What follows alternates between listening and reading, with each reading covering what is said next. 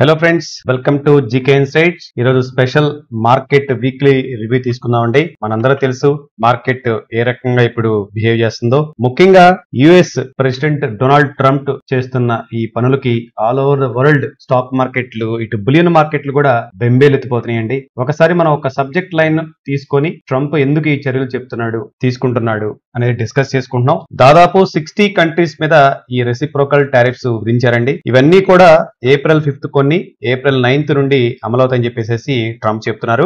Base line tariffs 10% on all imports. And వీటిల్లో ముఖ్యంగా చూస్తే మన ఇండియా మీద 27%, చైనా మీద 34%, యూరోపియన్ యూనియన్ మీద 20% అండ్ జపాన్ మీద 24% టారిఫ్లు అయితే వేసేసారండి. ఈ టారిఫ్స్ గురించి ట్రంప్ గారు చెప్తున్న స్టోరీ ఏమిటి అంటే, ఈ టారిఫ్ల వలన యుఎస్ ట్రేడ్ బ్యాలెన్స్ ఇంబ్యాలెన్స్ అనేది తగ్గుతుంది, అదేవిధంగా యుఎస్ ఇండస్ట్రీస్ కి బూస్టింగ్ అవుతుందని చెప్పేసి ఆయన చెప్తున్నారండి. బట్ ఇది లాంగ్ రన్ లో మాత్రం డెఫినెట్ గా ఈయన చర్యల్ని వెనక్కి తీసుకుంటారని చెప్పేసి మనం అనుకుంటున్నాం. ఓకే, ట్రంప్ ఈ రకంగా వేసిన ముఖ్యంగా ఇండియా యుఎస్ గుడ్స్ మీద ఇంపోర్ట్ డ్యూటీ 52% గా ఉందండి. అదే అమెరికా ఇప్పుడు మనం ఎక్స్పోర్ట్స్ గుడ్స్ మీద 27% డ్యూటీ వేస్తుంది. యుఎస్ కి ఎక్స్పోర్ట్ చేస్తున్న వాల్యూ వదిలి చూస్తే ఫ్రెండ్స్, మన జీడిపిలో, ఇండియన్ జీడిపిలో 2% గా ఉంది. మన ఎనలిస్టులు ఏమంటారంటే ఈ రెసిప్రోకల్ టారిఫ్స్ వలన పెద్దగా ఇంపాక్ట్ అయితే ఉండదు అన్నట్టుగా మాట్లాడుకుంటున్నారు. అయితే పర్టికులర్ గా steel sector and electronic sectors విషయంలో మాత్రం ఇంపాక్ట్ ఉంటుంది అని క్లియర్ గా చెప్తున్నారు. చైనా ట్రేడ్ వార్ అయితే స్టార్ట్ చేసేసింది. April 10th నుండి యుఎస్ ఇంపోర్ట్స్ మీద 34% డ్యూటీ స్టార్ట్ చేసింది. దీంతో అఫీషియల్ గా ట్రేడ్ వార్ స్టార్ట్ అయినట్లుగా కనపడుతుంది.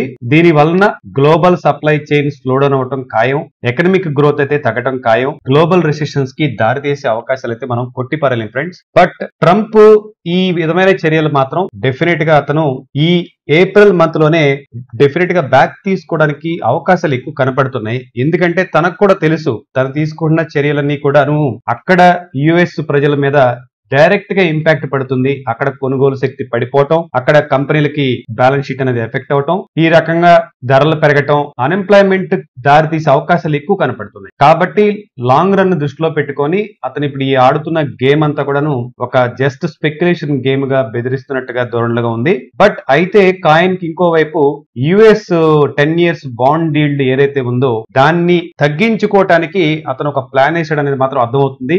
ఎందుకంటే ఇప్పుడున్న పరిస్థితుల్లో అతను గవర్నమెంట్ తీసుకున్న డెట్ల మీద, ఏదైతే బాండ్స్ మీద అంత ఇంట్రెస్ట్ పే చేయడం అనేది బర్డెన్ గా ఉంది.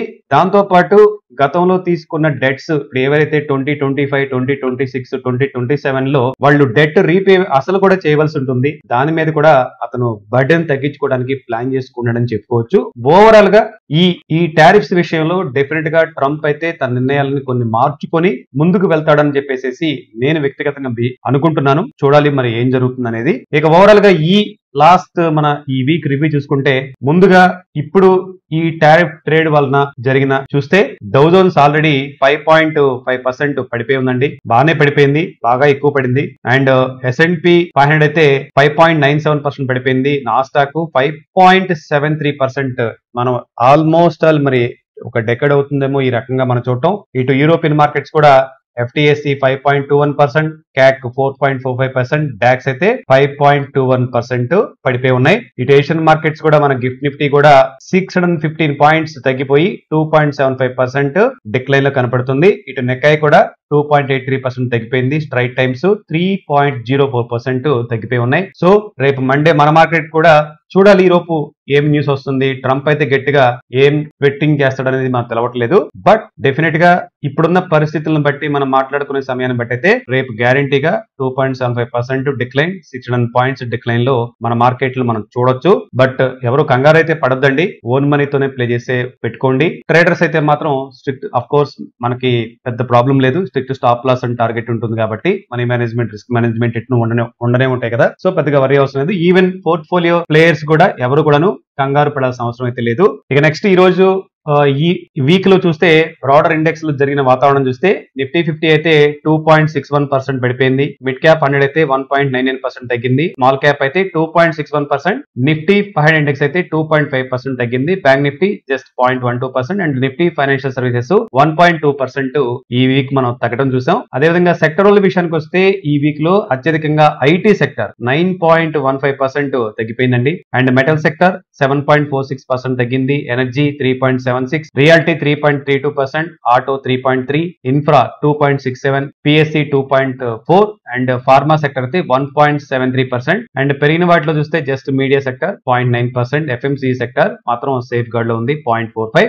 కన్జంప్షన్ 0.21 అండ్ పిఎస్సి బ్యాంక్స్ అయితే 0.06% పెరిగి ఉన్నాయి. గ్లోబల్ మార్కెట్ల పెర్ఫార్మెన్స్ విషయానికి వస్తే ఈ వీక్ లో ఎఫ్టిఎస్సి 6.97% పడిపోయింది. అండ్ డాక్స్ అయితే 8.1%, మన గిఫ్ట్ నిఫ్టీ ఇప్పుడు 4.88%, Hang Seng 3.09, క్యాక్ 8.1, Dow Jones 7.86, Nasdaq 9.93, S&P 9% and నికై 9% తగ్గిపోయాయండి. ఇక ఫ్రెండ్స్ మన వీక్లీ ఎఫ్ఐఎస్ యొక్క ట్రెండ్ గమనిస్తే కనుక మనం క్లీన్ గా చూడొచ్చు. ఏప్రిల్ 1వ తారీఖు అయితే ఎఫ్ఐఎస్ 5,901 crores అమ్మారు. మన డిఐఎస్ అయితే 4,322 crores కొనుగోలు జరిపారు. ఏప్రిల్ 2న ఎఫ్ఐఎస్ 1,538 crores సెల్లింగ్ చేస్తే మన డిఐఎస్ 2,808 crores కొనుగోలు జరిపారు. అండ్ 3rd ఏప్రిల్ న ఎఫ్ఐఎస్ 2,806 crores అమ్మేస్తే డిఐఎస్ 221 crores కొనుగోలు జరిపారు. అండ్ ఇక లాస్ట్ వర్కింగ్ డే 4th న ఎఫ్ఐఎస్ డిఐఎస్ బోత్ ఇద్దరు కూడాను ఎఫ్ఐఎస్ 3,483 crores అండ్ మన డిఐఎస్ 1,720 crores అమ్మకాలు అయితే జరిపారు. ఎకనామిక్ ఇండికేటర్స్ యొక్క డేటా గమనిస్తే నేను టోటల్ డేటాని మన డిస్ప్లే లో పెట్టానండి, మీరు చూడొచ్చు. బట్ మెయిన్ ఇంపార్టెంట్ గా ఎకనామిక్ డేటాస్ ని మనం పరిశీలించాల్సిన అవసరం ఉంది. అఫ్ కోర్స్ ఇక ఈ మంత్ నుండి మనకి Q4 రిజల్ట్స్ అనేవి వస్తాయి. Q4 రిజల్ట్స్ మీద మాత్రం మనం 90% మన దృష్టి అంతా పెట్టాలి. మిగతా 10% ఈ ట్రంప్ ఈ ఎకనామిక్ ఇండికేటర్స్ మీద పెడితే సరిపోతుంది. మెయిన్ గా మన ఫోకస్ అంతా కూడా షిఫ్ట్ చేయాల్సింది Q4 డేటా మీదనే. సో పానిక్ అవ్వాల్సిన అవసరం అయితే ఏమీ లేదండి. ఇక ఈ వారం అయితే పర్టికులర్ గా ఆర్బీఐ నుండి ఏప్రిల్ 9th న ఇండియన్ ఇంట్రెస్ట్ రేట్ డెసిషన్ అయితే ఒకటి ఉందండి. తర్వాత యుఎస్ సేమ్ డేనా ఏప్రిల్ 9th నే US federal open market committee meeting FOMC, ఇది ఓవరాల్ ఎకనామిక్ కండిషన్స్ మీద ఇంట్రెస్ట్ రేట్ల డెసిషన్ మీద మీటింగ్ ఉందండి. తర్వాత ఏప్రిల్ 10th న సిపిఐ అంటే consumer price index, China consumer price index data ఉంది. ఏప్రిల్ 11th న యూకే జీడిపి ఉందండి. అండ్ ఏప్రిల్ 11th న ఇండియన్ సిపిఐ డేటా ఉంది. అండ్ ఇవి మెయిన్ డేటాలుగా మనం రేపు నెక్స్ట్ వీక్ మనం చూడొచ్చు. దీంతో పాటు ఇనిషియల్ జాబ్లెస్ క్లెయిమ్స్ ఉన్నాయి, నేచురల్ గ్యాస్ స్టోరేజ్ ఉంటుంది, మన reserve bank federal reserve banks issues ఉన్నాయి, యూరో గ్రూప్ మీటింగ్స్ ఉన్నాయి, కోర్ పీపీఎస్ ఇలాంటివన్నీ ఉన్నాయి. మన స్క్రీన్ మీద ఈ డేటా అంతా ఇవ్వడం జరిగింది. సో ఒకసారి చూడండి ఇవన్నీ. వీటితో పాటు అఫ్ కోర్స్ ఈ రేపు వచ్చే నెక్స్ట్ వీక్ కి ఆల్రెడీ మన గిఫ్ట్ నిఫ్టీ ఇండికేట్ చేసింది. బట్ అయినా ఒక general support and resistance levels మనం చూద్దాం. నిఫ్టీ 50 స్పాట్ ఇండెక్స్ లెవెల్స్ వచ్చేసరికి సపోర్ట్లు అయితే, బట్ రేపు గిఫ్ట్ నిఫ్టీని బట్టి చూస్తే మాత్రం ఇది వర్కౌట్ అయ్యట్లేదు. బట్ ఒక పేపర్ వర్క్ మనం చూసుకుందాం, మళ్ళీ రేపు ఫస్ట్ అవర్ లో వర్కౌట్ చేసుకుందాం. సపోర్ట్లు అయితే 22,300, 22,000 దగ్గర కనపడుతున్నాయండి. రెసిస్టెన్స్ అయితే 23,800 అండ్ 24,100 దగ్గర రెసిస్టెన్స్ కనపడుతున్నాయి. ఇటు బ్యాంక్ నిఫ్టీ స్పాట్ విషయానికి వస్తే క్లోజ్ అయిందని బట్టి చూస్తే కనుక సపోర్ట్స్ అయితే 50,600 అండ్ 50,000 దగ్గర సపోర్ట్లు కనపడుతున్నాయి. రెసిస్టెన్స్ చూస్తే 52,000 అండ్ 52,600 దగ్గర రెసిస్టెన్స్ కనపడుతున్నాయండి. ఫ్రెండ్స్ ఇప్పుడున్న పరిస్థితుల్లో మనం డెఫినెట్ గా పానిక్ అవ్వాల్సిన అవసరం అయితే లేదు అని మాత్రం ఖరాఖండిగా చెప్పగలం ఫ్రెండ్స్. ఇప్పుడు డెఫినెట్ గా ఇబ్బంది పడేది ఎవరు అంటే ఎవరైతే మార్జిన్ ట్రేడింగ్ లెవరేజ్లు తీసుకొని స్టాప్ లాస్లు పెట్టకుండా ట్రేడింగ్ చేస్తున్న వారికి మాత్రమే ఇబ్బందిగా ఉంటుంది ఇప్పుడున్న పరిస్థితుల్లో.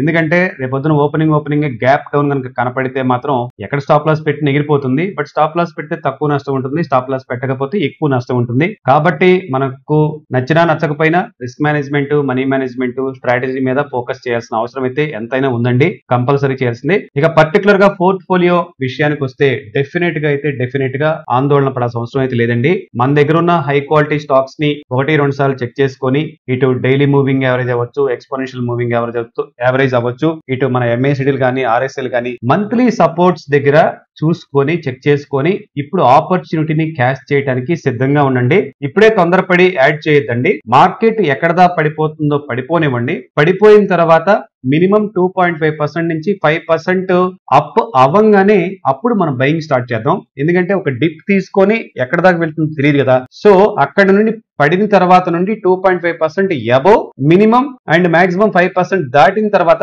మన బయింగ్ ఆపర్చునిటీ అప్పుడు దా చూద్దాం. అప్పటి వరకు ఏమి చేయదండి. ఇప్పటి వరకు ఎవరైతే మన పోర్ట్ఫోలియోస్ ఉండి అవి కనుక మోర్ దాన్ 20-25% పడిపోయి ఉంటే కనుక డెఫినెట్ గా కొత్త వారికి ఇబ్బందికరంగా ఉంటుంది. ఆల్రెడీ ఎక్స్పీరియన్స్ ఉన్న వాళ్ళకైతే పెద్దగా చెప్పే అవసరం లేదు. కొత్త వారు ఎవరైతే ఉంటారో డెఫినెట్ గా మీ ఓన్ మనీని రెడీగా పెట్టుకోండి. 100% మనం పానిక్ అవ్వాల్సిన అవసరం లేదండి. ఎందుకంటే మనం 1 to 3 years ప్రోగ్రామ్ లో ప్లాన్ చేసుకుని ఉంటాం కాబట్టి దట్టు ఓన్ మనీతో ఉంటాం కాబట్టి అసలు పానిక్ అవ్వాల్సిన అవసరం లేదు.